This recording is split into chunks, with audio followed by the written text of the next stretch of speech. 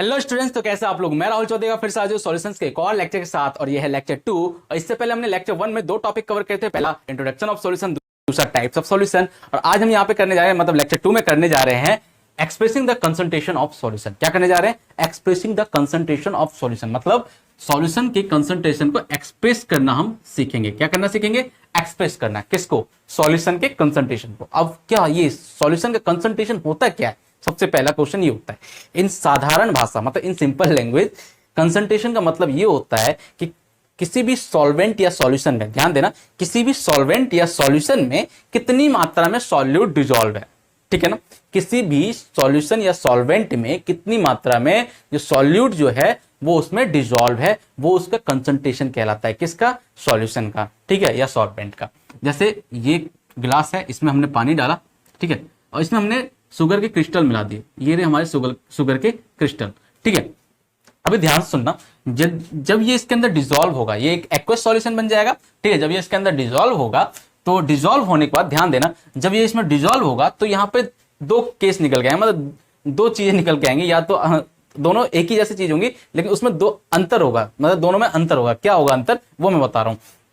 जब ये इसमें घुलेगा तो शरबत जो होगा, जो इससे जो बना हुआ शरबत जो होगा, वो या तो फीका होगा, मतलब कम मीठा होगा, या तो ज्यादा मीठा होगा। ठीक है, ये दो कंडीशंस निकल के आएंगी। यदि कम मीठा हुआ तो कहने का मतलब जो है सॉल्यूशन में जो कंसंट्रेशन ऑफ सॉल्यूशन जो है वो कम है, और यदि ज्यादा मीठा हुआ तो कंसंट्रेशन ऑफ सॉल्यूशन जो है वो ज्यादा है। ठीक है ना? तो that is called concentration of solution, मतलब सॉल्यूट की मात्रा कितनी है सॉल्वेंट या सॉल्यूशन के अंदर। सॉल्यूट की मात्रा, ध्यान देना, सॉल्यूट की मात्रा कितनी है सॉल्वेंट या सॉल्यूशन के अंदर, उसी को कंसंट्रेशन ऑफ सॉल्यूशन या कंसंट्रेशन ऑफ सॉल्वेंट कहा जाता है। ठीक है ना? जब हम सॉल्वेंट के टर्म्स में निकालते हैं तो कंसंट्रेशन ऑफ सॉल्वेंट, और सॉल्यूशन के टर्म में निकालते कंसंट्रेशन ऑफ सॉल्यूशन कहलाएगा। क्लियर है? आई होप यहां तक क्लियर होगा। तो हम सबसे पहले डेफिनेशन करते हैं, जो what is the definition of concentration. The concentration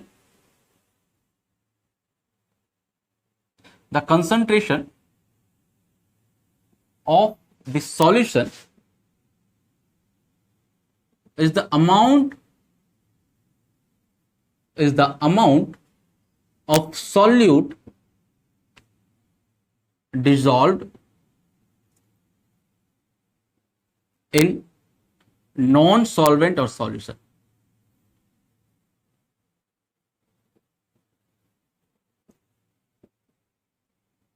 ठीक है बच्चों, जो भी मैंने बताया वही चीज लिखिए। जो कंसंट्रेशन जो होता है सॉल्यूशन का, जो कंसंट्रेशन होता है, ठीक है, वो क्या होता है? अमाउंट ऑफ सॉल्यूट डिसॉल्व, कितनी मात्रा में सॉल्यूट जो है वो डिसॉल्व है आपके सॉल्वेंट या सॉल्यूशन के अंदर। क्लियर है? आई होप क्लियर होगा। देखिए, जब आपका जो सॉल्यूट जो होता है, सॉल्यूट जब सॉल्वेंट के अंदर डिसॉल्व होता है, सॉल्यूट जब सॉल्वेंट के अंदर डिसॉल्व होता है, तो ये यहां पे क्या देता है बच्चों? सॉल्यूशन। क्या देता है?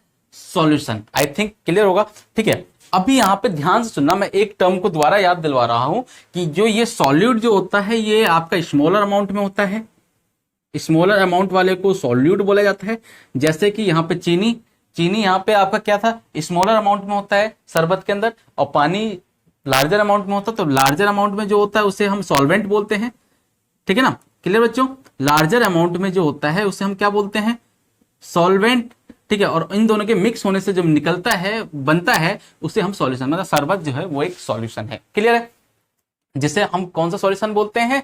यदि पानी में मिला हुआ है तो एक्वस सॉल्यूशन बोलते हैं, जो कि मैंने पिछले लेक्चर में बताया था। क्लियर है? अब ये सॉल्यूट की मात्रा इसमें और इसमें कितनी है, इसके टर्म में देखेंगे तो वो जो कंसंट्रेशन ऑफ सॉल्वेंट, और इसके टर्म में देखेंगे कंसंट्रेशन ऑफ सॉल्यूशन।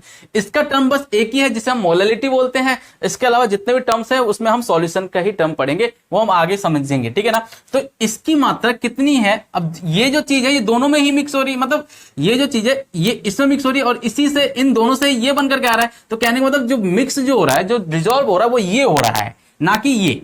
ठीक है ना?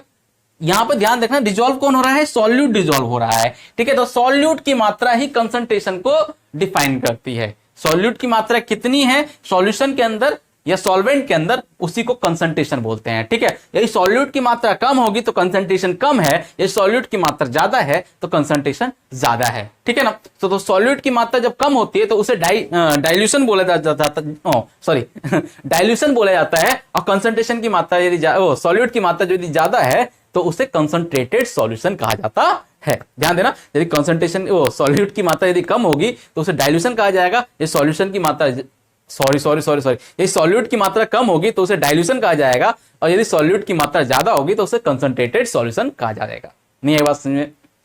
ठीक है ना, यहां पे लिख करके बता देता हूं। ठीक है, यदि if the amount of solute is larger in solution,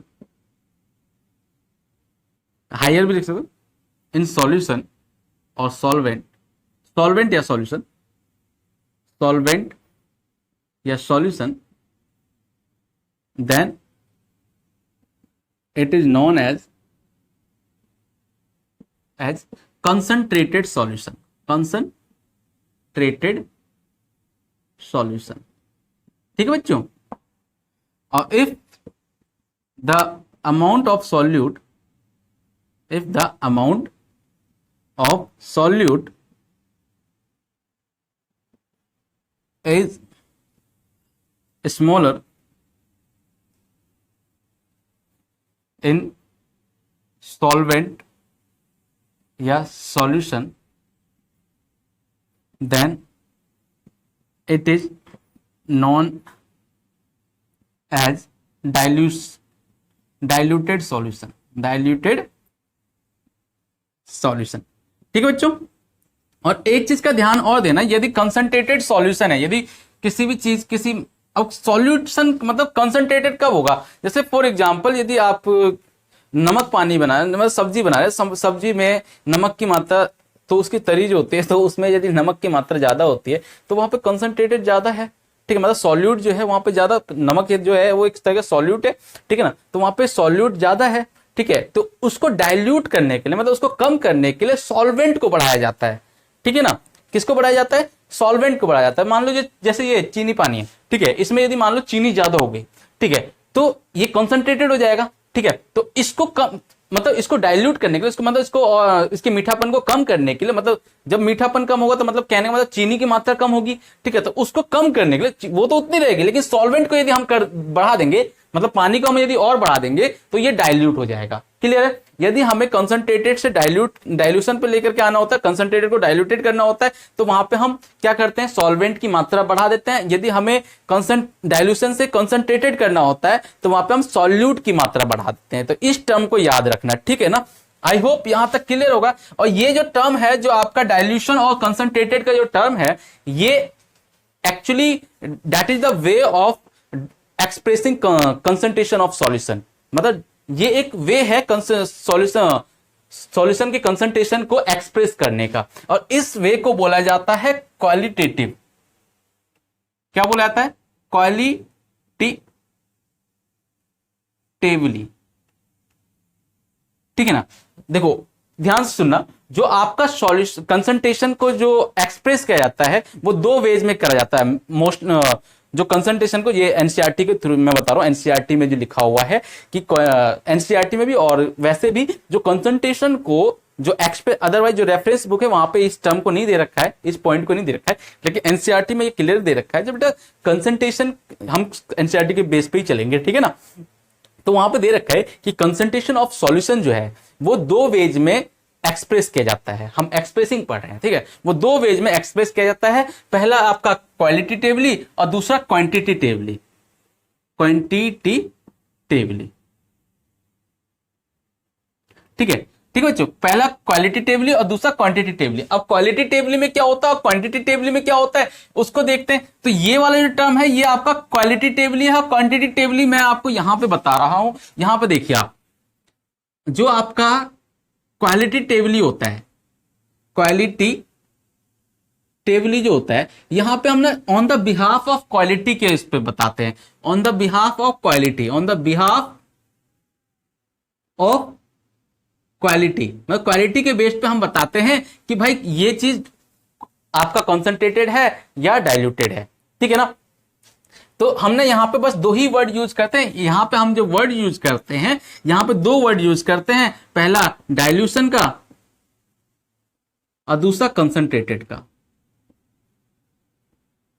ठीक है, इस दो वर्ड से हम किसी भी चीज की क्वालिटी को हम डिफाइन कर देते हैं। क्वालिटी मतलब क्वालिटेटिवली हम कंसंट्रेशन को, सॉल्यूशन ऑफ कंसंट्रेशन को डिफाइन कर देते हैं। यदि वहां पे आपके सॉल्यूट की मात्रा कम हुई तो वो आपका डाइल्यूशन में चला जाएगा, इस सॉल्यूट की मात्रा ज्यादा हुई तो वो आपका कंसंट्रेटेड में आ जाएगा। आई होप यहां तक क्लियर होगा। लेकिन क्वांटिटेटिवली में ध्यान देना, क्वांटिटेटिवली यहां पे देख लीजिए आप, क्वांटिटेटिवली, क्वांटिटेटिवली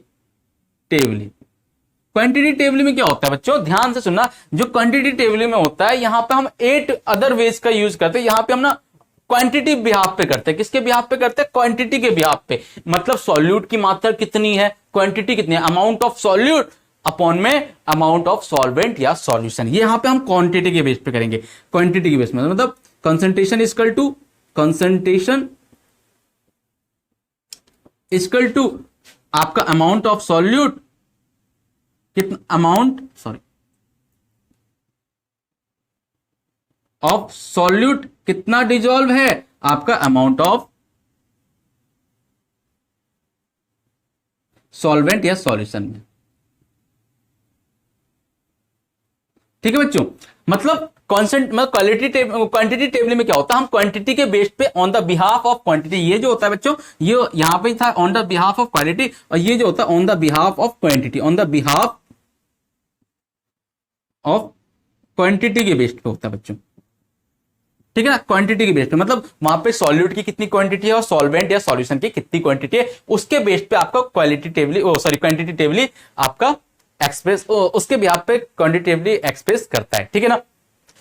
आई होप यहां तक आपके सारे मैंने जितना बताया है वो सब कुछ क्लियर होगा। ठीक है, तो ये चीज तो हम दो वर्ड में खत्म कर देते हैं। जो क्वालिटेटिवली होता है उसको डाइल्यूशन और कंसंट्रेटेड, मतलब सॉल्यूट की मात्रा कम हुई तो डाइल्यूशन और सॉल्यूट की मात्रा ज्यादा हुई तो कंसंट्रेटेड। ठीक है ना। तो अब हमें ना जो मेन पढ़ना है वो, और इसको ना इसमें कंफ्यूजन भी होती है। इसमें कंफ्यूजन इसलिए होती है कि बिना आप जैसे मतलब डाइल्यूशन और बिना मात्रा के, बिना क्वांटिटी के आप ना क्वालिटी को एक्सप्रेस नहीं कर सकते हो। ठीक है ना। तो इसमें बिना क्वांटिटी के आप क्वालिटी को एक्सप्रेस नहीं कर सकते। ध्यान देना, बिना क्वांटिटी के आप क्वालिटी को एक्सप्रेस नहीं कर सकते कि कितनी मात्रा में उसको सॉल्यूट है, बस हम तो एक अंदाजा लगाएंगे ना वहां पे। तो यहां पे कंफ्यूजन होती है, इसलिए हमने इस वाले मेथड को एक्सप्रेस करने के लिए इस वाले मेथड को मतलब क्वालिटी टेबल को ज्यादा यूज करते हैं। क्लियर है। आई होप यहां तक जितना मैंने समझाया है वो आपके समझ में आई होगी। तो हम कौन सा मेथड यूज करेंगे यहाँ पे? Quality table method. ठीक है ना, एक्सप्रेस करने के लिए, क्योंकि ये तो बस दो वर्ड में खत्म हो जाता है, डाइल्यूशन और कंसंट्रेटेड। इसका कोई मैथमेटिकल वो है नहीं। ठीक है, मैथमेटिकल पूरा जो है वो क्वालिटी टेबल का है। क्लियर है। यहां पे हम 8 अलग वेज देखेंगे, 8 मेथड देखेंगे, 8 टर्म्स देखेंगे जिसके द्वारा हम कंसंट्रेशन को क्या करते हैं? एक्सप्रेस करते हैं। कितने वेज देखेंगे? 8 वेज देखेंगे। ठीक है, तो सबसे पहले मैं इसको रफ कर लेता हूं, उसके बाद मैं आपको वो 8 वेज दिखाता हूं। ठीक है, अब यहां पे देखो बच्चे, वो 8 वेज जिसके बिहाफ पे हम क्वालिटी टेबल को मतलब जिसके बिहाफ पे हम कंसंट्रेशन को एक्सप्रेस करना सीखेंगे। ठीक है ना, 8 वेज मतलब हम यहां पे कर रहे हैं क्वालिटी टेबल कर रहे हैं, क्वांटिटी टेबल।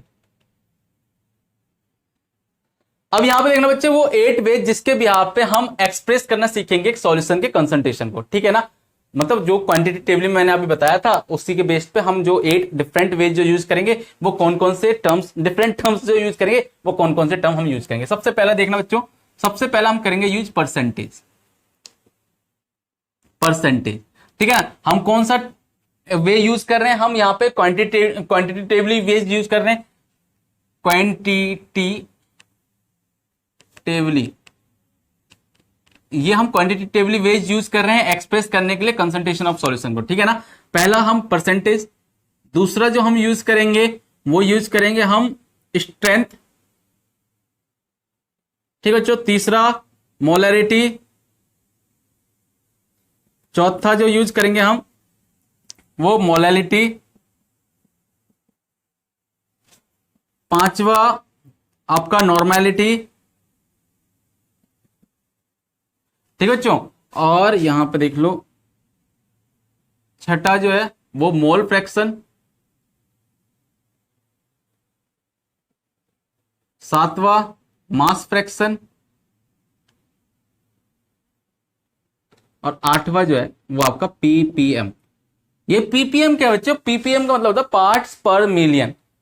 पार्ट्स पर मिलियन। इसमें आपका पीपीटी भी होता है, पार्ट्स पर थाउजेंड, और पीपीएच भी होता है जिसे हम परसेंटेज ही बोलते हैं, पार्ट्स पर 100। ठीक है ना, क्लियर है। अभी यहां पे आ जाओ आप लोग, ठीक है। तो ये हम 8 डिफरेंट वेज यूज करेंगे क्या करने के लिए, सॉल्यूशन की कंसंट्रेशन को एक्सप्रेस करने के लिए ये 8 डिफरेंट वेज यूज करेंगे। इसके लिए आपको मैं एक इजी मेथड बता रहा हूं, ठीक है। सबसे पहली चीज आपको कंसंट्रेशन की डेफिनेशन याद होनी चाहिए। कंसंट्रेशन की डेफिनेशन क्या है बच्चों? कंसंट्रेशन का डेफिनेशन जो है वो ये है कि amount of solute, the concentration of the solution, the concentration of the solution is the amount of solute dissolved in non solvent या सॉल्यूशन, नॉन सॉल्वेंट या सॉल्यूशन। ठीक है बच्चों, मतलब कितनी मात्रा में आपका सॉल्यूट जो है वो डिसॉल्व है सॉल्वेंट या सॉल्यूशन में। क्लियर है? तो इसका अभी जो मैंने वहां पे इसका जो फॉर्मूला लिखवाया था, इसका फॉर्मूला याद रखना, वही फॉर्मूला सब में पुट होगा। ठीक है ना। तो कंसंट्रेशन इक्वल टू क्या बन गया बच्चों आपको? कंसंट्रेशन, ये कंसंट्रेशन है और कंसंट्रेशन के टर्म आपके परसेंटेज, स्ट्रेंथ, मोलैरिटी। मतलब यदि हम परसेंटेज निकालेंगे तो हम यहाँ पे कंसंट्रेशन के मतलब कंसंट्रेशन की जगह क्या रखेंगे? Percentage of solution. ठीक है ना। यहाँ पे strength, molarity of solution, molarity, normality, mole fraction of solution. ये मोल फ्रैक्शन जो है कंपोजिशन के ऊपर होता है, मास फ्रैक्शन भी कंपोजिशन के ऊपर होता है। मोल फ्रैक्शन दोनों का ही निकलता है, सॉल्यूट का भी और सॉल्वेंट का ही। ठीक है बच्चों, और मास फ्रैक्शन भी सॉल्यूट का और सॉल्वेंट दोनों का ही निकलता है। लेकिन इसके अलावा जो ये जो है आपका, ये आपका पूरा कंसंट्रेशन ही निकलता है, मतलब सॉल्यूट का ही निकलता है। ठीक है, बस ये दो टर्म जो है यहाँ पे आप कंपोजिशन, दोनों कंपोजिशन का निकलता है, मतलब सॉल्यूट का भी निकलता है और सॉल्वेंट का भी। कौन किस में? मोल फ्रैक्शन में और मास फ्रैक्शन। चलो वो देखेंगे, साथ ही साथ देखते हैं। ठीक है ना। तो कंसंट्रेशन निकालने का जो फॉर्मूला जो है कंसंट्रेशन को फाइंड आउट करने का, वो क्या है? Amount of solute dissolve in amount of solvent and solution, amount of solvent या solution। ठीक है बच्चों, ये फॉर्मूला आपको याद रखना है। मैं अभी आपको जो बताऊंगा इजी हो जाएगा आपके लिए। ठीक है ना। इसके बाद आपको किसी भी वीडियोस को देखने की जरूरत नहीं पड़ेगी। ठीक है, तो देखते हैं क्या है। अभी मेरी बात यहाँ पे ना, आप ना कुछ टर्म्स भी याद रख लेना जो हम यहाँ पे अमाउंट, सबसे पहली चीज क्या है, बाद में उस टर्म को सीखेंगे। सबसे पहली चीज इन्होंने क्या बोला? अमाउंट ऑफ कंसंट्रेशन में हम क्या निकालते हैं? अमाउंट ऑफ सॉल्यूट जो डिसॉल्व हो रहा है, अमाउंट ऑफ सॉल्वेंट या सॉल्यूशन। अमाउंट का मतलब क्या है? अमाउंट का मतलब समझना, अमाउंट का मतलब कितना लीटर या किलोग्राम या नंबर ऑफ मोल्स। ठीक है ना, इसी में यही तो अमाउंट आपके बनेंगे। ठीक है, यदि सॉलिड होगा तो सॉलिड को हम ग्राम या किलोग्राम में नापते हैं। ठीक है, यदि वॉल्यूम होगा, ठीक है, तो वॉल्यूम आपका सेंटीमीटर क्यूब या मिलीलीटर या लीटर में नपता है। ठीक है ना। यदि आपका नंबर ऑफ मोल्स तो आपको पता ही है, नंबर ऑफ मोल्स ही रहता है। ठीक है ना। तो यहां पे वो 2-3 टर्म आप याद रखना। वो 3 टर्म कौन कौन से हैं ध्यान देना।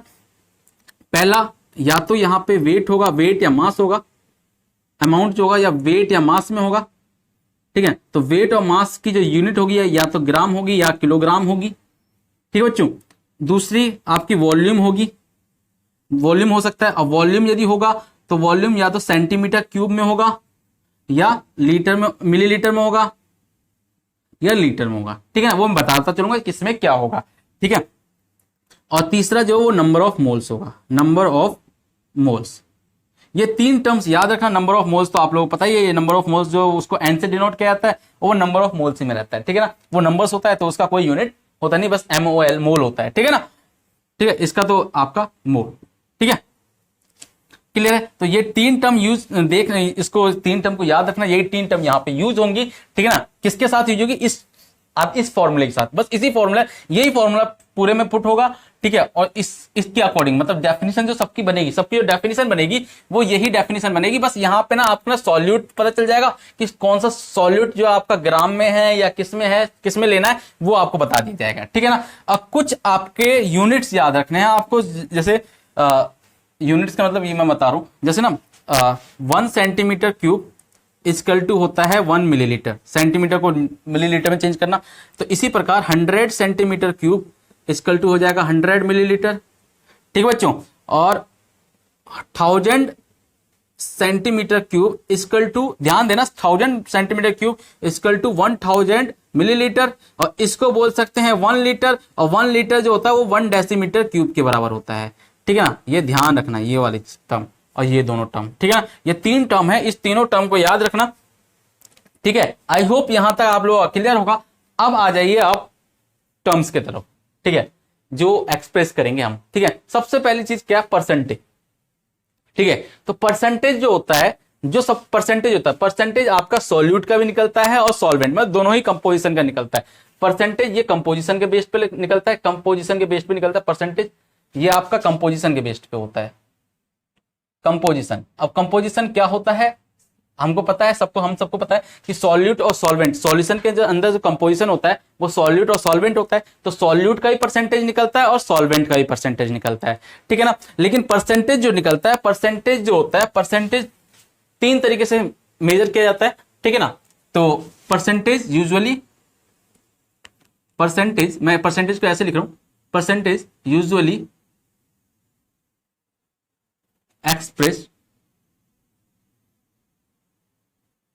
बाय वेट बाय वेट, इसे weight by weight, W by W, weight by weight होगा, या वॉल्यूम बाय वॉल्यूम, या और मास बाय वॉल्यूम, या weight by volume, weight by volume, ठीक है ना, क्योंकि वेट और मास यहाँ पे लगभग सेम ही है, ठीक है।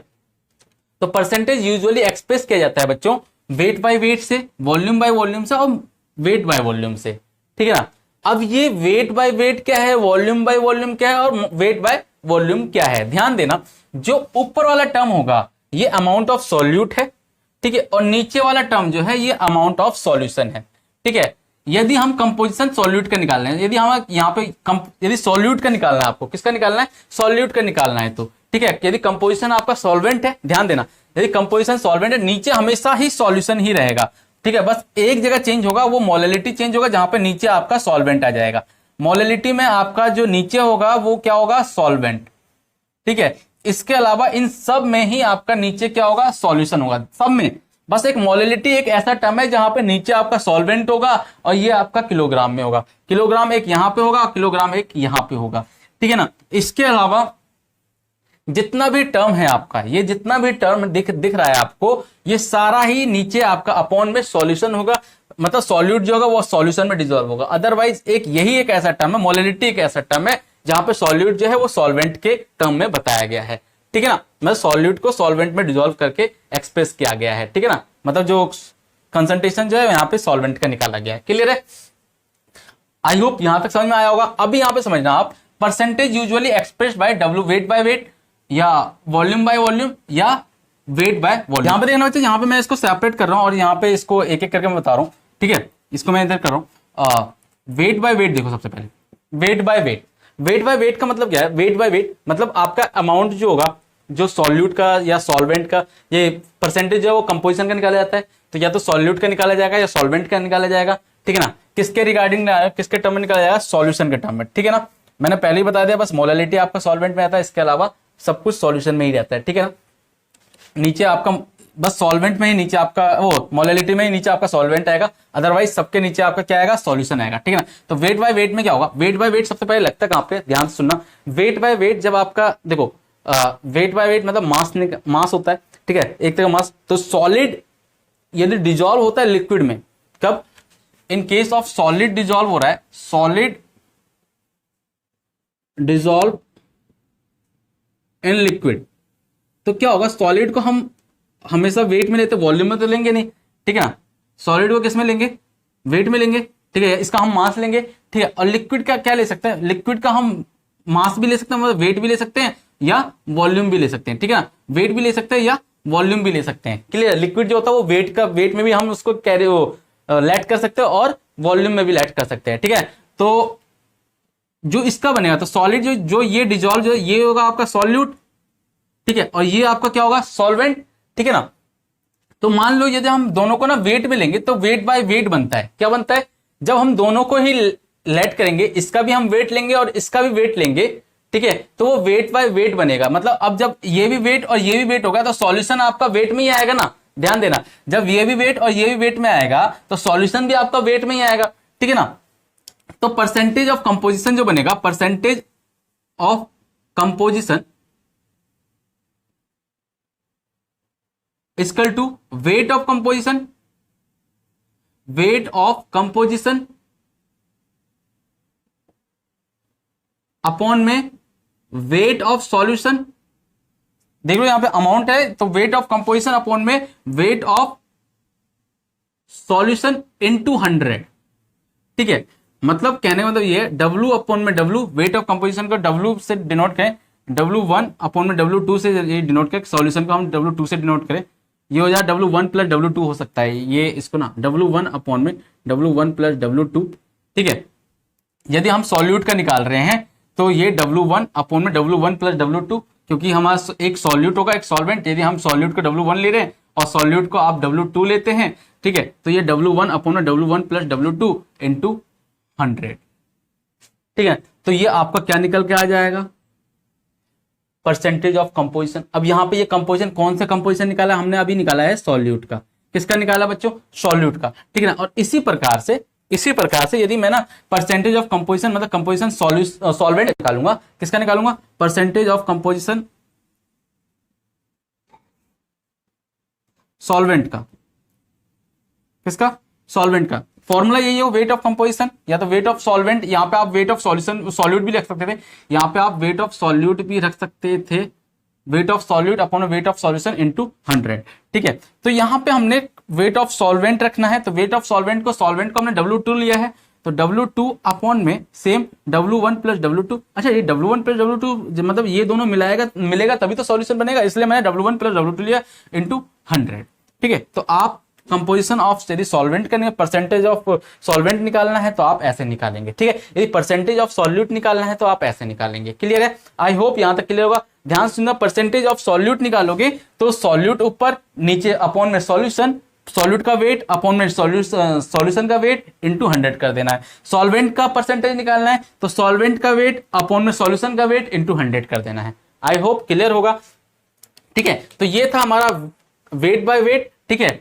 जो परसेंटेज वेट बाय वेट था, इसे नोट डाउन कर लेना। अब अभी मैं बताने जा रहा हूं वॉल्यूम बाय वॉल्यूम, इसे रोक करके नोट डाउन कर लेना आप लोग, ठीक है। अब इसी प्रकार ये जो था ये आपका सॉलिड इन लिक्विड था, ठीक है। और यदि मान लो लिक्विड इन लिक्विड हुआ, क्या लिक्विड इन लिक्विड, क्या लिक्विड डिजॉल्व इन लिक्विड,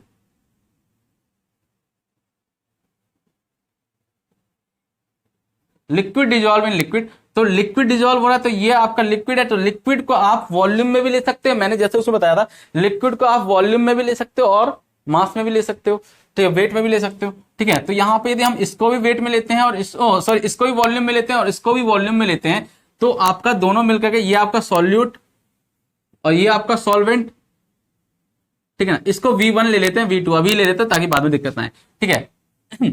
तो आपका जो सॉल्यूशन निकल के आएगा, तो वो सॉल्यूशन क्या निकल के आएगा, V1 plus V2 equal to V solution, ये निकल के आएगा, ठीक है। V1 plus V2 equal to V solution, ठीक है। मतलब वॉल्यूम 1 ऑफ मतलब volume 1 plus volume 2 equal to volume of solution, ठीक है ना।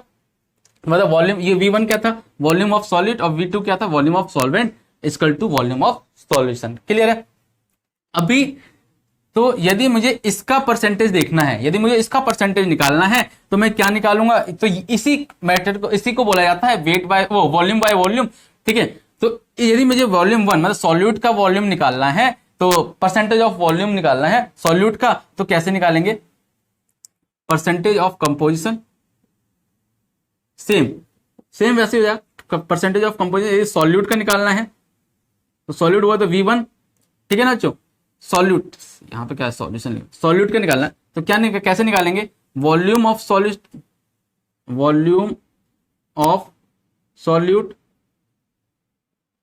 अपॉन में वॉल्यूम ऑफ सॉल्यूशन इनटू 100, ठीक है बच्चों। अब मैथमेटिकल एक्सप्रेशन में यदि हम बात करें मैथमेटिकल में, तो V1 अपॉन में V1 प्लस V2, क्योंकि सॉल्यूशन देखो, सॉल्यूट को क्या बोला गया, V1 और सॉल्यूशन को क्या बोला गया V1 प्लस V2, ये पूरा ही सॉल्यूशन है, ध्यान देना, ठीक है ना, V1 plus V2 into 100। Clear है? आई होप यहां तक क्लियर होगा। इसी प्रकार यदि आपको परसेंटेज ऑफ सॉल्वेंट का निकालना है, ठीक है, V बाई V में, तो क्या हो जाएगा आपका V2 अपॉन में V1 प्लस V2 इंटू 100। ठीक है, इसे आप लिख सकते हो वॉल्यूम ऑफ सॉल्वेंट अपॉन में volume of solution into 100। I hope clear होगा आप लोगों का। तो इसको बोला गया V बाय V मेथड, ठीक है ना, और ये था आपका वेट बाय वेट, और ये हो गया आपका वॉल्यूम बाय वॉल्यूम मेथड। ठीक है, तो ये दो चीज आपकी यूज होती है। अब तीसरी देख लो, जो आपका ना मेडिकल लाइन में यूज होता है, जो आपका जितने भी मेडिसिन वगैरह बनाने में जो यूज होता है, वो वेट बाय वॉल्यूम यूज होता है। ठीक है ना, तो वेट बाय वॉल्यूम देख लो आप लोग। वेट बाय वॉल्यूम आपका लिक्विड लिक्विड के लिए ही होता है, ठीक है ना, liquid dissolve in liquid, liquid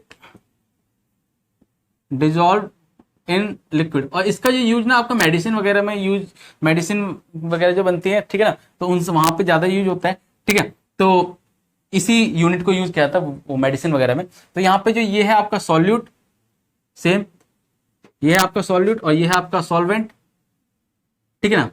अभी इसको, इस वाले सॉल्यूट को हम किस में ले लेंगे, वेट में, और इस सॉल्वेंट को हम किस में ले लेंगे, वी में। ठीक है बच्चों, क्लियर है। तो यहां पे हम इसको कैसे लेंगे, ध्यान रखना, यहां पे जो इसका यूनिट आपको ध्यान रखने वाला है, ठीक है ना, ये आपका मेन टर्म है, वेट बाय वॉल्यूम आपका मेन टर्म है, ठीक है ना। तो इसका यदि हम परसेंटेज निकालेंगे, तो percentage of composition, percentage of composition, तो यहां पे हो जाएगा परसेंटेज ऑफ कंपोजिशन सॉल्यूट का, सॉल्यूट का जो आप निकालोगे तो कैसे निकालोगे परसेंटेज ऑफ, ध्यान देना, परसेंटेज ऑफ कंपोजिशन सॉल्यूट का आपका ये होगा आपका मास ऑफ सॉल्यूट इन ग्राम, या weight of solute in gram, weight of solute in gram upon में volume of solution, volume of solution in millilitre, in millilitre into 100। ठीक है, मतलब या तो इसको आप ऐसे ही बोल सकते हो कि mass of solute in 1 gram dissolve in 100 millilitre solution, या mass of solute in gram dissolve in 100 millilitre solution into 100 आप कर दो, तो आपका कंपोजिशन मतलब सॉल्यूट का परसेंटेज निकल के आ जाएगा। सेम इसी प्रकार आप सॉल्वेंट का भी निकालेंगे, लेकिन सॉल्वेंट का जो आप निकालेंगे, तो सॉल्वेंट का भी जब निकालेंगे तो सॉल्वेंट भी आप यहाँ पे, सॉल्वेंट को भी आपको यहाँ पे ग्राम में रखना पड़ेगा। कैसे, परसेंटेज ऑफ कंपोजिशन सॉल्वेंट का निकालेंगे आप, तो सॉल्वेंट का जब आप निकालेंगे, same weight of solvent in gram, ध्यान देना, weight of solvent same in gram होगा अपॉन में volume of solution in millilitre into 100। ठीक है बच्चों, आई होप क्लियर होगा, ये वाला टर्म भी आपका आप लोगों को क्लियर होगा। ठीक है ना, यहाँ पे ये चीज ध्यान रखने वाली है बेटा, जब मैंने यहाँ पे आपको ये वॉल्यूम में बताया, लेकिन जब आप कंपोजिशन टर्म में निकालोगे तो आपका वेट बाय वॉल्यूम टर्म निकले लगेगा। ठीक है, जहाँ पे ऊपर वाला जो टर्म होगा वो आपका वेट में होना चाहिए और नीचे वाला टर्म आपका वॉल्यूम में होना चाहिए, ध्यान रखना इस चीज का। ठीक है, तो जब आप सॉल्वेंट का परसेंटेज निकालेंगे तो आपका weight of solvent in gram upon में volume of solution in millilitre होगा। ठीक है, आई होप यहां तक क्लियर होगा आप लोगों का। ठीक है, अब इसके आगे देखते हैं स्ट्रेंथ को, मैं इसको रफ कर रहा हूं। अब यहां पे स्ट्रेंथ देखना बच्चों, स्ट्रेंथ इसको हम सेपरेट कर लेते हैं और यहां पे स्ट्रेंथ को देखेंगे।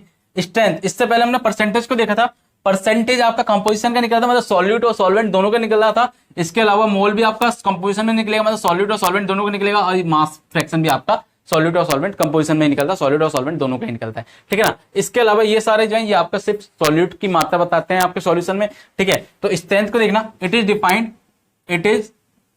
डिफाइंड एज द अमाउंट, ध्यान देना यहां पे, it is defined as the amount of solute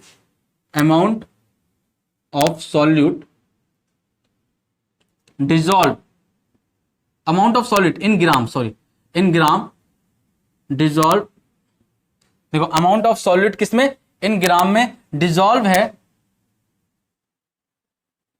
in 1 litre और 1 decimetre cube, 1 decimetre cube of solution. ठीक बच्चों, मतलब स्ट्रेंथ का मतलब क्या है? स्ट्रेंथ का मतलब यह है कि 1 लीटर सॉल्यूशन में कितना अमाउंट ऑफ सॉल्यूट, मतलब कितना ग्राम सॉल्यूट डिजोल्व है। ठीक है, अमाउंट ऑफ सॉल्यूट इन ग्राम में रहेगा बच्चों, और जो आपका सॉल्यूशन जो रहेगा वो लीटर में रहेगा। ठीक है ना, तो 1 लीटर सॉल्यूशन में कितना ग्राम सॉल्यूट डिजोल्व है, उसे क्या कहते हैं? स्ट्रेंथ ऑफ सॉल्यूशन कहा जाता है। क्लियर है? तो स्ट्रेंथ से ही, मतलब स्ट्रेंथ को स्ट्रेंथ ही लिखते हैं, इसको किसी चीज से डिनोट नहीं करते। तो स्ट्रेंथ इक्वल टू क्या होगा? Strength equal to solute, amount of solute लिख सकते हो आप। ठीक है, सॉल्यूट इन ग्राम अपॉन में वॉल्यूम, या हाँ, volume of solution in litre. ठीक है बच्चों, या डेसीमीटर क्यूब। क्लियर है? आई होप क्लियर होगा। तो ठीक है, तो यहां पे जो इसका एसआई यूनिट निकल के आएगा वो क्या निकल के आएगा? ये ग्राम अपॉन में लीटर या डेसीमीटर क्यूब। ठीक है, तो एसआई यूनिट क्या निकल गया? ग्राम पर लीटर या ग्राम पर डेसीमीटर क्यूब माइनस 3। ठीक है बच्चों, आई होप क्लियर होगा। ये इसका एसआई यूनिट है। ये इसका एसआई यूनिट है। ठीक है, आई होप ये चीज ये वाला आपका क्लियर होगा। स्ट्रेंथ निकालने के लिए आपको क्या करना है? आपको सॉल्यूट का ग्राम लेना है। सॉल्यूट यदि ग्राम में दे रखा हो तो ग्राम में लेना है, और इसके अलावा यदि ग्राम में नहीं दे रखा तो सबसे पहले आप उसको ग्राम में चेंज करेंगे, उसके बाद वॉल्यूम जो रहेगा उसको आपको लीटर में लेना है। क्लियर है? ठीक है, यदि लीटर में नहीं है, मिलीलीटर में दे रखा है, तो उसको आप लीटर में चेंज करेंगे। ठीक है, और उसको क्या करेंगे? आप इस फॉर्म में लगाएंगे और उसको सॉल्व कर देंगे, तो वो क्या निकल के आ जाएगा? उसका स्ट्रेंथ निकल के आ जाएगा। क्लियर है? आई होप आपका स्ट्रेंथ क्लियर हो गया होगा। ठीक है, इसकी एसआई यूनिट देख लें आप। इसकी एसआई यूनिट जो है वो ग्राम पर लीटर है, या ग्राम पर डेसीमीटर क्यूब भी आप इसको बोल सकते हैं। क्लियर है? आई होप यहां तक क्लियर होगा। अब आप मोलरिटी देखें, मैं इसको रफ कर रहा हूं। यहां पे देखो बच्चे, मोलरिटी देखो। Molarity it is defined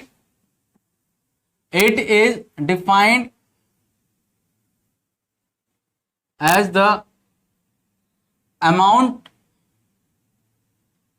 as the number of moles of solute dissolved in 1 liter और 1 डेसीमीटर क्यूब सॉल्यूशन। यहां पे देखना बच्चों, यहां पे अमाउंट जो है, वो नंबर ऑफ मोल्स में बच्चों, जो सॉल्यूट का जो अमाउंट है वो किस में है? सॉल्यूट का जो अमाउंट है वो नंबर ऑफ मोल्स में है, और किस में डिजॉल्व हो रहा है? 1 लीटर सॉल्यूशन में, 1 लीटर या 1 डेसीमीटर क्यूब सॉल्यूशन में। तो decimetre cube equal to 1 litre ही होता है। ठीक है ना, तो ये आपका नंबर ऑफ मोल्स डिजॉल्व हो रहा है किसमें? 1 लीटर और 1 डेसीमीटर क्यूब में। ठीक है ना, इस यहाँ पे एक चीज का और ध्यान रखना, जो मोलरिटी और मोलरिटी है, ठीक है, दोनों के आगे मोल आ रहा है, तो ठीक है, तो यहाँ पे सॉल्यूट जो रहेगा वो नंबर ऑफ मोल्स में रहेगा। ध्यान रखना, मोलरिटी और मोलरिटी दोनों के आगे क्या आ रहा है? मोल आ रहा है। तो यहाँ पे सॉल्यूट जो होगा वो किस में होगा? मोल, नंबर ऑफ मोल्स में होगा, मतलब मोल्स में होगा। क्लियर है? तो यहाँ पे आप इट इज डिनोटेड, जो आपका मोलरिटी जो डिनोटेड किया जाता है, it is denoted as capital M. इसको कैसे डिनोट किया जाता है? कैपिटल एम से डिनोट किया जाता है। ध्यान रखना, जो आपका नंबर मोलरिटी जो डिनोट किया जाता है वो किससे डिनोट किया जाता है? कैपिटल एम से डिनोट किया जाता है। ठीक है ना, और एक चीज का ध्यान और रखना कि यहां पे यदि आपका नंबर ऑफ मोल्स की जगह आपको मोलरिटी निकालने को दे रखा है, और वहां पे आपको नंबर ऑफ मोल्स नहीं दे रखा है और ग्राम में दे रखा है, ठीक है, तो वहां से आप नंबर ऑफ मोल्स में उसको चेंज करेंगे। ठीक है ना, तो आपका जो सॉल्यूट जो होना चाहिए वो नंबर ऑफ मोल्स में ही होना चाहिए। क्लियर है?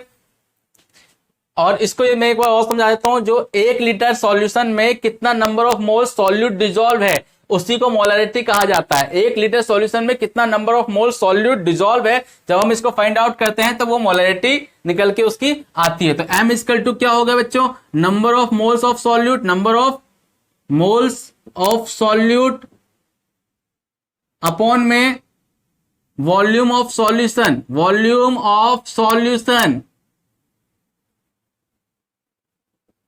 इन लीटर। क्लियर है, और डेसीमीटर क्यूब भी लिख सकते हो आप, डेसीमीटर क्यूब। क्लियर है। और जो इसका एसआई यूनिट निकल के आएगा बच्चों, एसआई यूनिट देखो यहां पे मोल अपॉन में लीटर या डेसीमीटर क्यूब। ठीक है, तो क्या बन गया, मोल पर लीटर, मोल पर लीटर या तो मोल पर डेसीमीटर क्यूब। ठीक है, ध्यान रखना जो decimetre cube equal to litre ही होता है। ठीक है ना, 1 decimetre cube equal to 1 litre होता है, इसका ध्यान रखना। क्लियर है। आई होप मोलैरिटी आपका समझ में आ गया होगा। अच्छा, मोलैरिटी का एक रिलेशनशिप भी है, वो स्ट्रेंथ के साथ है। वो क्या है, तो मोलैरिटी इक्वल टू, ध्यान रखना जो रिलेशनशिप देखना यहां पे, relationship between molarity and strength, molarity and strength, ये एंड है बच्चों, ये एंड है। ठीक है, तो एम इक्वल टू स्ट्रेंथ,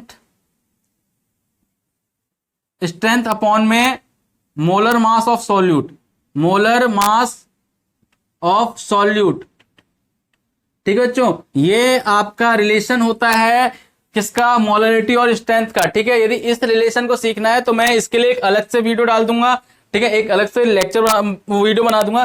ठीक है, जहां से आप जहां पे मैं इसको सही से समझा दूंगा। यदि आपको जरूरत हो तो आप लोग ना कमेंट में लिख देना कि इसकी वीडियो चाहिए, तो मैं इसके लिए अलग से वीडियो बना दूंगा। ठीक है ना, अदरवाइज जितने बच्चे अपने आप निकाल सकते हैं वो अपने आप निकाल लेना। ठीक है, एक बार ट्राई करना इस चीज को निकालने की। ठीक है, अदरवाइज कमेंट कर देना, मैं वहां पे निकाल के दिखा दूंगा। अभी नेक्स्ट टर्म देखो बच्चों, नेक्स्ट टर्म हम देखेंगे मोलैलिटी। यहां पे देखना बच्चों, next term molality, molality next term जो है वो मोलैलिटी है। ठीक है, सेम यहां पे भी मोल आ रहा है, मोलैलिटी में भी मोल आया था। तो मोल का मतलब ये भी नंबर ऑफ सॉल्यूट जो होगा यहाँ पे नंबर ऑफ मोल्स में होगा। और एक चीज का ध्यान रखना, मैंने बताया तो पहले ही बताया था कि मोलैलिटी जो होता है वो कंसंट्रेशन ऑफ सॉल्वेंट को शो करता है। ठीक है ना, तो यहां पे क्या होगा, it is defined as, it is defined as the number of moles, the number of moles of solute dissolved in 1 liter, sorry 1 liter, 1 kilogram, 1 kilogram of solvent। ठीक है बच्चों, तो यहां पे ये सॉल्वेंट के टर्म में आएगा। क्लियर है, कितना मतलब 1 kg सॉल्वेंट में कितना नंबर ऑफ, 1 kg सॉल्वेंट में कितना नंबर ऑफ सॉल्यूट, कितना number of mole solute mix है, मतलब मिला हुआ है, डिजोल्व हो रखा है।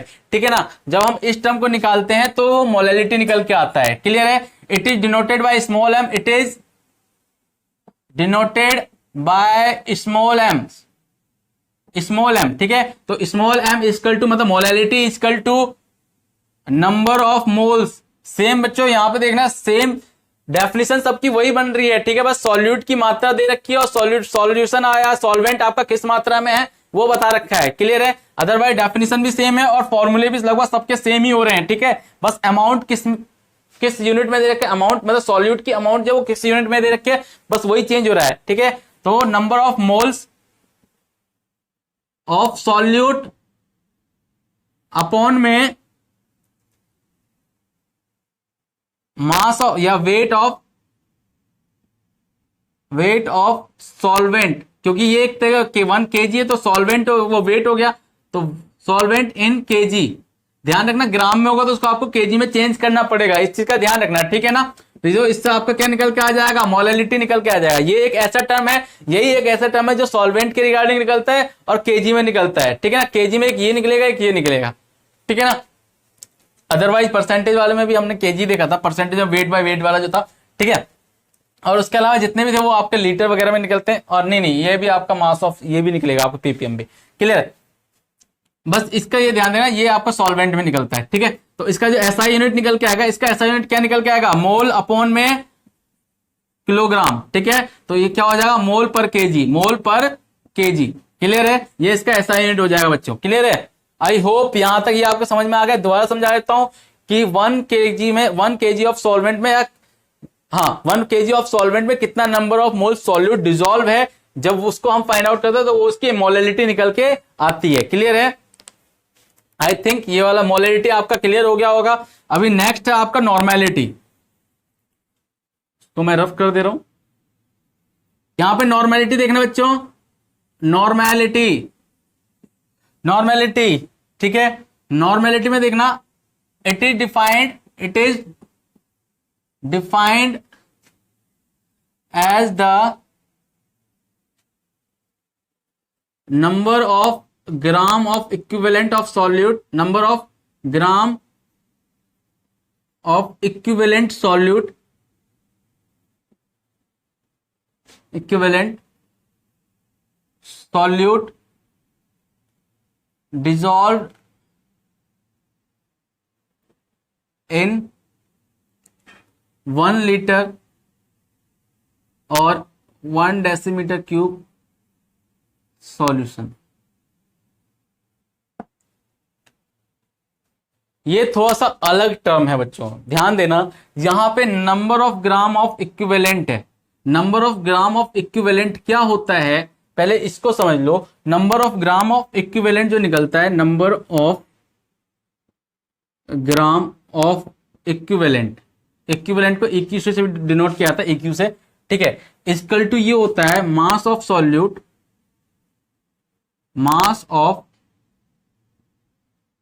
सॉल्यूट, जो जितना मास दे रखा है, जैसे 2.5 ग्राम या जितना मास दे रखा होगा, ठीक है। मास ऑफ सॉल्यूट अपॉन में इक्विवेलेंट मास, इक्विवेलेंट मास।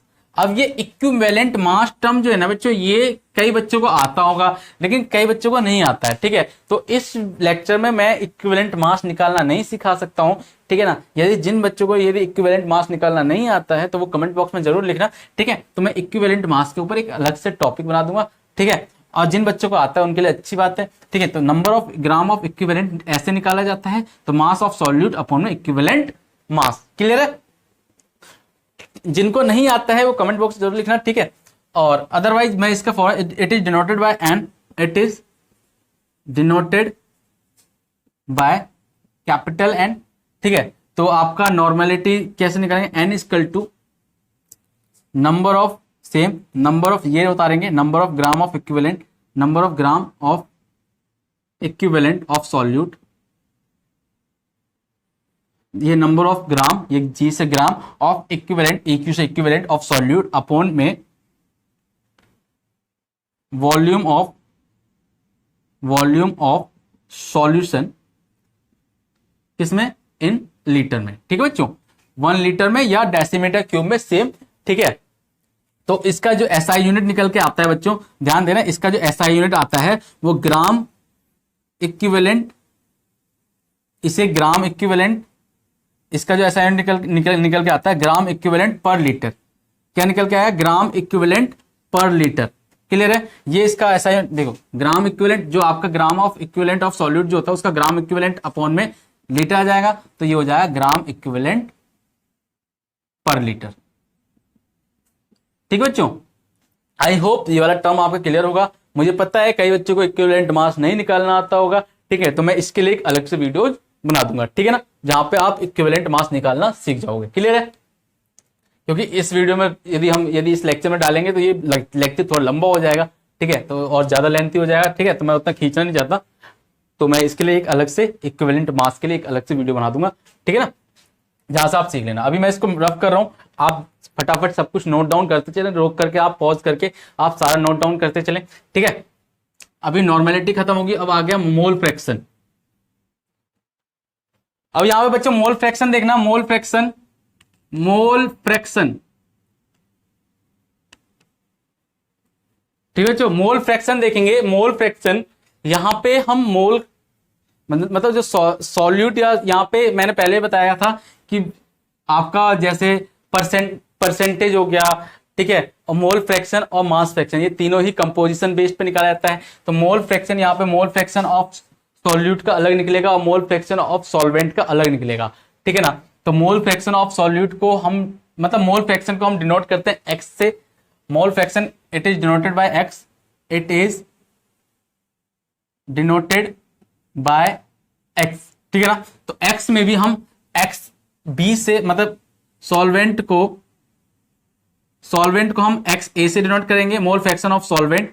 देखना यहाँ पे मोल फ्रैक्शन अलग अलग कंपोजिशन का निकलेगा, ठीक है। तो मोल फ्रैक्शन जिसका निकालने के लिए आपको बोला जाएगा उसका आपको निकालना है, ठीक है ना। जरूरी नहीं है जो आप सॉल्वेंट दोनों का ही निकालो, जिसका बोला जाएगा उसका निकालना है, ठीक है। तो मोल फ्रैक्शन ऑफ सॉल्वेंट को हम यहां पर ले रहे हैं, मोल फ्रैक्शन ऑफ सॉल्वेंट को हम यहां पे लेट कर रहे हैं, लेट कर लो यहां पे, let mole fraction of solvent be XA, ठीक है, ये X है, ठीक है। या तो X सॉल्वेंट भी लिख सकते हो आप, और mole fraction of solute be XB, ठीक है बच्चों। तो सॉल्वेंट का मोल फ्रैक्शन XA ले रहे हैं और सॉल्यूट का मोल फ्रैक्शन XB ले रहे हैं, ठीक है ना। तो सॉल्यूशन का मोल फ्रैक्शन जो होगा वो क्या हो जाएगा, तो मोल फ्रैक्शन सॉल्यूशन तो सॉल्वेंट और सॉल्यूट का ही निकलता है, ठीक है ना। सॉल्यूशन के रिगार्डिंग निकलता है, क्लियर है। और N1 से हम नंबर ऑफ मोल्स लेंगे, N1 से number of moles of solvent, एक हल्का जल रहा है, और N2 से ले लेते हैं number of moles of solute, ठीक है बच्चों।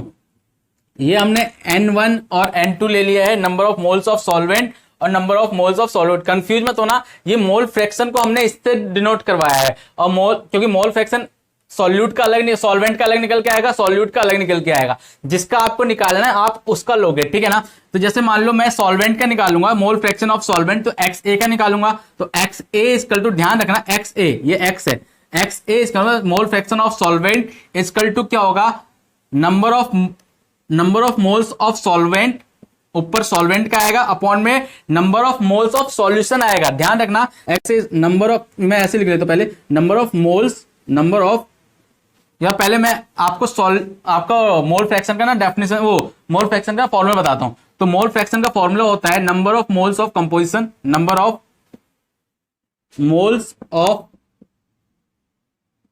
कंपोजिशन अपॉन में number of moles of solution, ठीक है बच्चों। तो ये है आपका मोल फ्रैक्शन का फॉर्मूला। तो यदि मुझे XA का निकालना, मतलब सॉल्वेंट का निकालना मोल फ्रैक्शन, तो XA इक्वल टू क्या हो जाए, number of mole of composition. तो सॉल्वेंट का निकालना है तो number of moles of solvent आएगा, और सॉल्वेंट को डिनोट करते हैं किससे, सॉल्वेंट को हम डिनोट करते हैं N1 से, तो N1 अपॉन में N1 प्लस N2, ठीक है बच्चों। और ऐसी XB का हो जाएगा N2 अपॉन में N1 प्लस N2, क्लियर है बच्चों। ये आपका मोल फ्रैक्शन ऑफ सॉल्वेंट और ये आपका मोल फ्रैक्शन ऑफ सॉल्यूट, ठीक है ना। ध्यान रखना जिसका हम मोल फ्रैक्शन निकालेंगे उसका ऊपर में आपका नंबर ऑफ मोल्स जाएगा, ठीक है ना, उसी का नंबर ऑफ मोल्स जाएगा। यदि हम सॉल्वेंट का मोल फ्रैक्शन निकाल रहे हैं तो ऊपर में किसका आएगा, नंबर ऑफ मोल्स सॉल्वेंट का आएगा, ठीक है। और यदि हम सॉल्यूट का मोल फ्रैक्शन निकाले तो ऊपर में नंबर ऑफ मोल्स किसका आएगा, सॉल्यूट का आएगा, क्लियर है। आई होप यहां तक क्लियर होगा, ठीक है। नेक्स्ट टर्म जो है, अच्छा इसके अलावा एक चीज और है आपका मोल फ्रैक्शन में, ध्यान देना कि यदि सॉल्यूशन में बहुत सारे, मतलब सॉल्यूशन में बहुत सारी कंपोजिशन है, मान लो ये तो आपके बाइनरी केस में होगा, ठीक है, ये तो हो गया बाइनरी केस है, मतलब आपका एक सॉल्यूट और एक सॉल्वेंट, ठीक है ना, बाइनरी केस, ठीक है, बाइनरी सॉल्यूशन कहलाते हैं। जहां पे मैंने पिछले वाले लेक्चर में बता रखा है, लेक्चर 1 में बता रखा है कि बाइनरी सॉल्यूशन किसे कहते हैं, ठीक है। वहां पे बस एक सॉल्यूट होता है, एक सॉल्वेंट होता है, ठीक है। मान लो जो बहुत सारे कंपोजिशन उसमें मिक्स है, एक सॉल्यूशन में बहुत सारे कंपोजिशन मिक्स है, तो उन सबका जो मोल फ्रैक्शन होगा ना, तो जितने ज्यादा कंपोजिशन होंगे उन सबका अलग अलग कंपोजिशन निकल के आएगा। जैसे कि यहाँ पे हमने एक सॉल्यूट और एक सॉल्वेंट का देखा, मान लो सॉल्यूट की मात्रा, सॉल्वेंट तो एक ही रहेगा लेकिन सॉल्यूट की मात्रा ज्यादा है, ठीक है, तो बहुत सारे, मतलब मान लो 4 सॉल्यूट हैं, सॉल्वेंट तो एक ही रहेगा, तो 4 सॉल्यूट इसके अंदर मिक्स हो रहे हैं, ठीक है, तो अलग अलग कंपोजिशन का अलग अलग मोल फ्रैक्शन होगा, क्लियर है।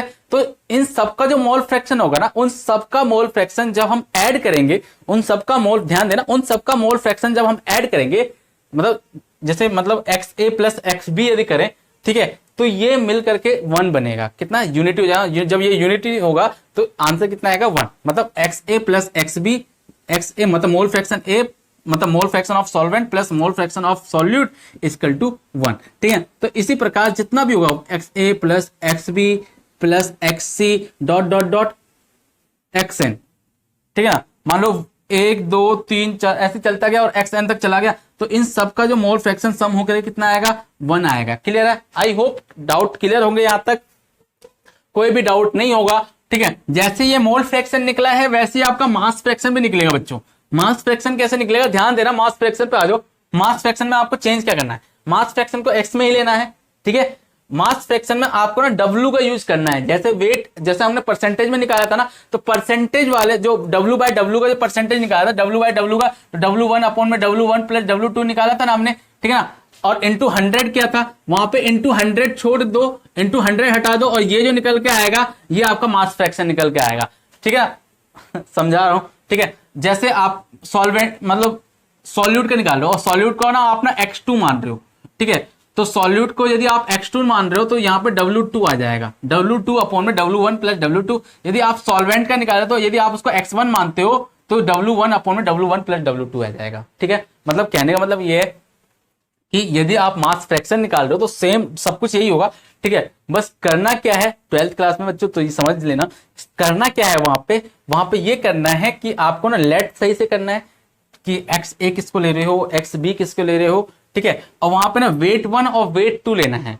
ठीक है, जैसे वेट 1 ऑफ सॉल्यूट और weight 1 of weight 2 of weight 1 is solvent और वेट 2 इज सॉल्यूट। ठीक है ना, और जो सॉल्यूशन निकल के आएगा वो क्या निकल के आएगा, वेट 1 प्लस वेट 2। क्लियर है? तो यदि मैं जो मास फ्रैक्शन ऑफ सॉल्यूट का बोलूं, किसका बोलूं, mass fraction of solute, mass fraction of solute का यदि मैं बोलूंगा, ठीक है, और सॉल्यूट का जो वेट मैंने ले रखा है, वेट जो सॉल्यूशन कर रहा हूं सॉल्यूट। ठीक है, तो और सॉल्यूट को जो मैंने वेट ले रखा है, तो सॉल्यूट का यदि मैं वेट W2 लूं, क्या ले रहा हूं W2, तो इसका क्या निकल के आएगा W2 अपॉन में W1 प्लस W2। ठीक है बच्चों? ठीक है, यदि मास फ्रैक्शन ऑफ सॉल्वेंट का निकालूं तो मास फ्रैक्शन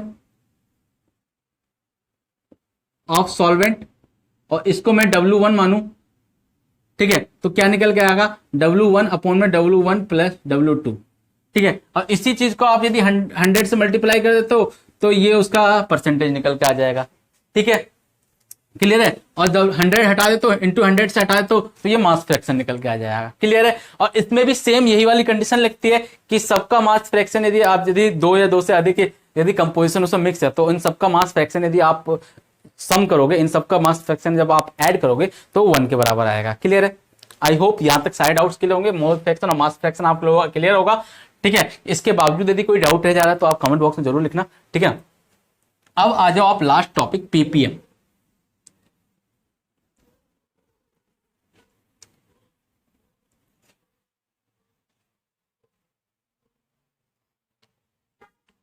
पीपीएम देखना बच्चों, पीपीएम 8वां टॉपिक है।